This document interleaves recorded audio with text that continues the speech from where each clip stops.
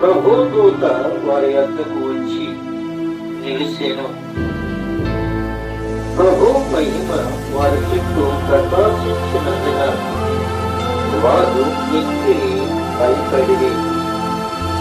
అయితే ఆ దూత భయపడుకుని, ఇది ప్రజలందరికీ కలగబోవు మహా సంతోషకరమైన సువర్తమానము, నేను మీకు తెలియజేస్తున్నాను అని చెప్తున్నారు. ఆ దేశములో కొందరు గొర్రెల కాపరులు పొలములో ఉండి రాత్రి వేళ తమ మందను కాసుకుంటూ ఉన్నారు. ఉదాహరణగా కొన్ని సందర్భాలను